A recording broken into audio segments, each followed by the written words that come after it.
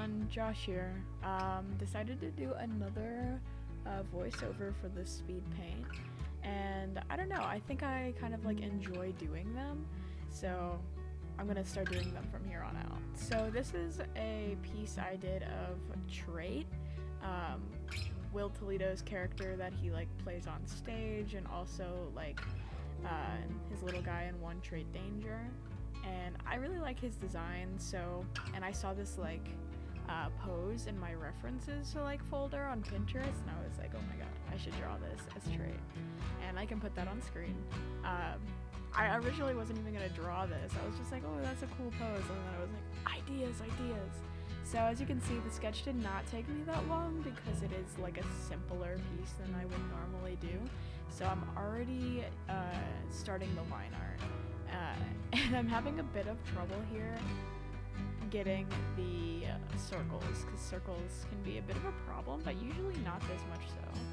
And I really like just like simple line work, especially here because there's like no hair or nothing that has to be like super detailed, so I can go in and I can make all of the lines super like noticeable and clean instead of having to leave some like kind of vague.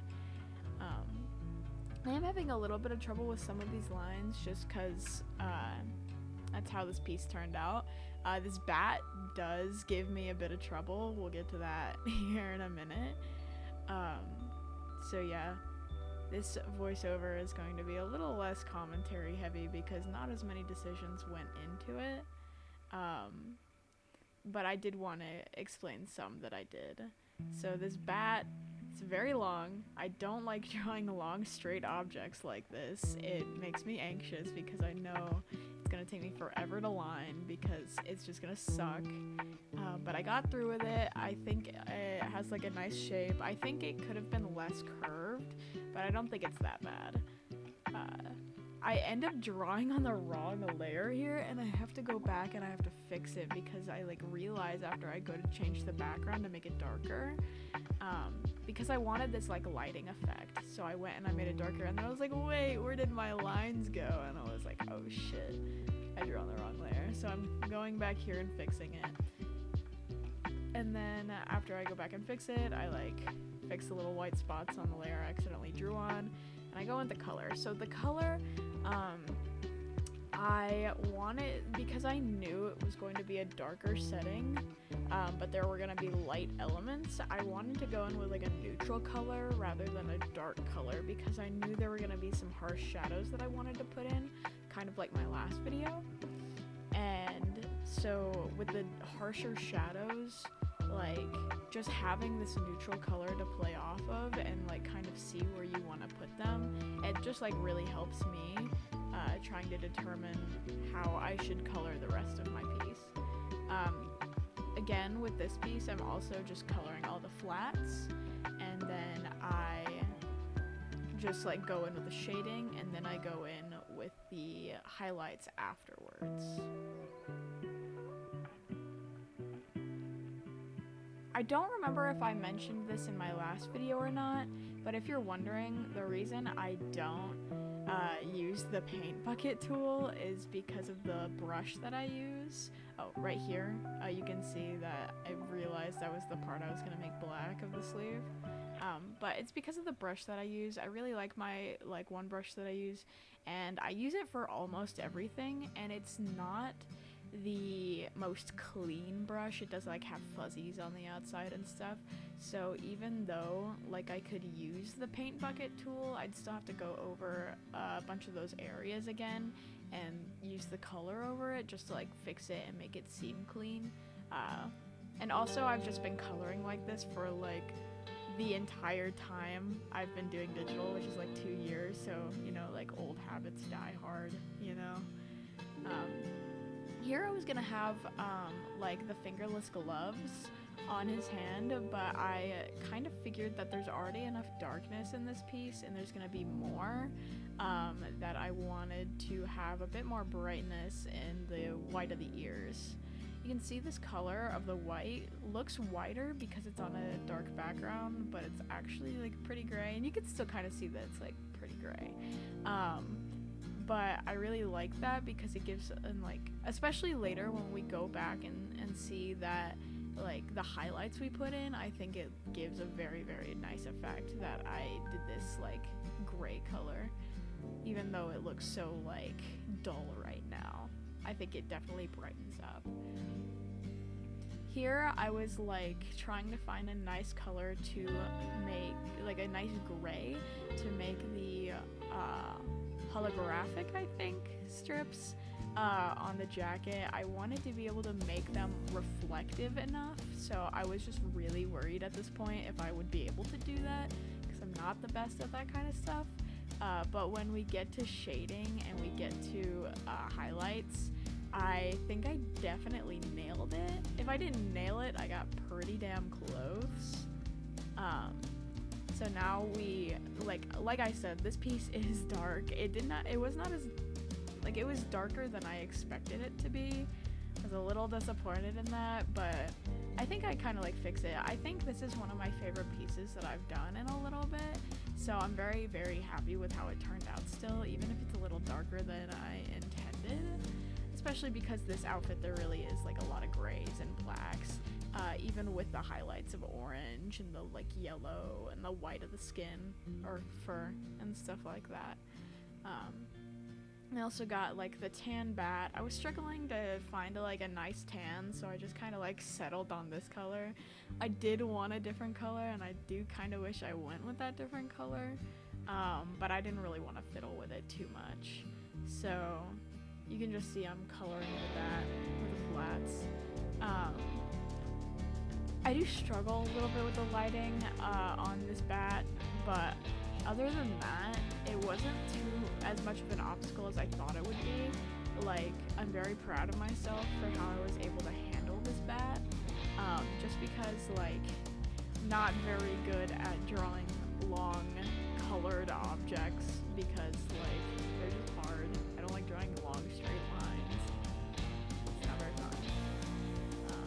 So now I'm starting to do the shadows, and you can see, like, I've started doing these like harsh shadows, and like I always did them in the past, but I think my recent development of making them a lot sharper and harsher, I think it definitely makes my pieces look cooler and a bit more stylized, especially because before I would do a lot of rim shading and I wasn't like really paying attention to where the light was reflecting from. And I still do that a lot, however, I do it less, and for this piece I actually figured out where I wanted the lighting to come from, so it made it a lot easier to figure out where those shadows would be and where I wanted the highlights to be, rather than just like playing a guessing game. Because right here I wanted the lighting to becoming from the left side and then also from the eyes of the mask. And that definitely comes across closer to the end, and even now you can see with like the shadows and how they're pointing and how harsh they are and like how pointed they are, that it definitely like comes across that way even before I start my highlights.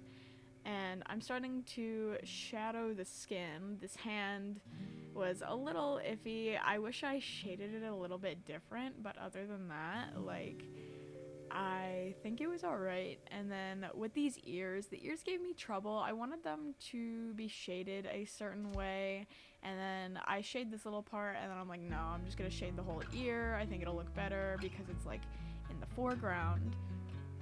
And so I don't usually try to use too many shading colors, or else it gets all muddy or it looks like weird, but here I deemed it necessary. And I'm starting the shading on the mask, and here I'm thinking, I'm just like, it's too dark, like, it's not gonna work out. Just like the sheer darkness of this mask is gonna like fuck with the final piece. It's not gonna be great. It's definitely not gonna be good. However, when I like start doing the highlights, I think it makes it a lot easier to tell. And because I don't shade the entire mask here, I think it also looks good. So yeah. Oh, you can see I colored the shading on the wrong layer. So I colored it on the flat layer, which I was not very happy with. However, it wasn't like that big of a deal since I didn't really mess up at all. I didn't have to go back and erase very much. So it wasn't that big of a deal. I was just kind of upset about it. I didn't want it to be like that, but it's fine. We moved. It wasn't really that big of a deal after my little annoyance. And after we shade in this bat, I think we move on to the highlights, get a little texture on the bat. And I really, really love the highlights I applied to the jacket. I'm trying to get the right color right there. And just like the angledness and like how you can see the lights just like hitting the entire back, like the back, and like just how pointed it is.